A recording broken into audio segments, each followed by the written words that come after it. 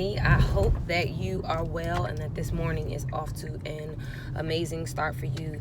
The other day I was preparing a write-up, and sometimes when you first get the idea, you're super excited and your mind is kind of like all over the place, but you just got to quickly get it on paper before it leaves you.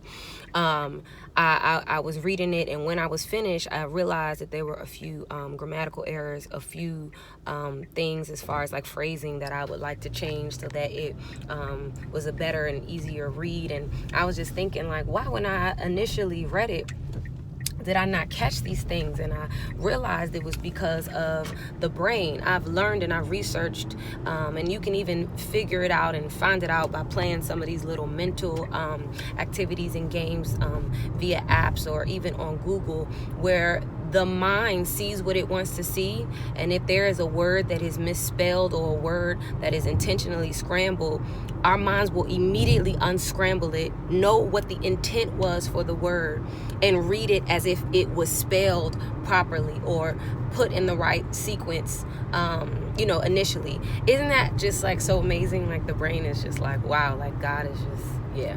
So I started thinking about how we could apply that to our relationships, the relationships that we know have a foundation in love, whether it's one-on-one or whether it's within a group.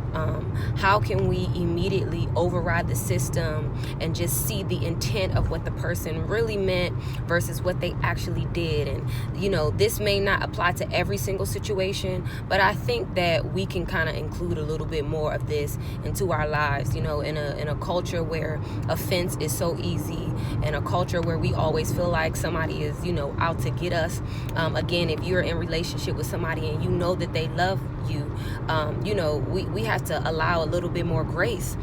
They're not perfect, we're not perfect, and there could be things that they've done and it's like, dag, they kind of should have done that another way, or dag, I wish they wouldn't have said it that way, they really should have said it another way. What if we just decide to immediately override the system when we see that thing and mentally just say, you know what, they meant that. You know what, they didn't mean to do it that way, but their intent was actually for me to feel this from what they did, and not that. And so you can always have conversations later and communicate and confront. And let me just speak on the word confront.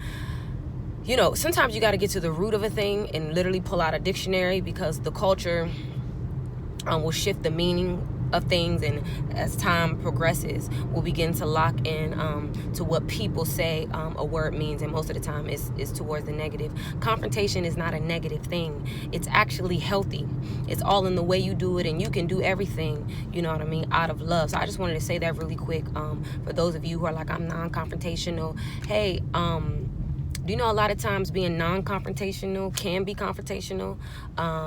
When passive people, and it's like, I just don't, I don't do that, or I don't really want to speak on that. Sometimes no answer is an answer. Sometimes not saying anything is saying a lot. So I don't know if we realize that, but that's a real thing. But anyway, I wasn't always confrontational, and I used to shy away from it, but it's healthy. It gets to the bottom of things. It's less on the mind. It causes less anxiety. It can help decrease depression. So just, you can speak up. It's all good. It's all in the way you do it. But anyway, let me get back to what I was talking about. So yeah, showing a little bit more grace to each other and overriding the system, just like mentally how we do when we read.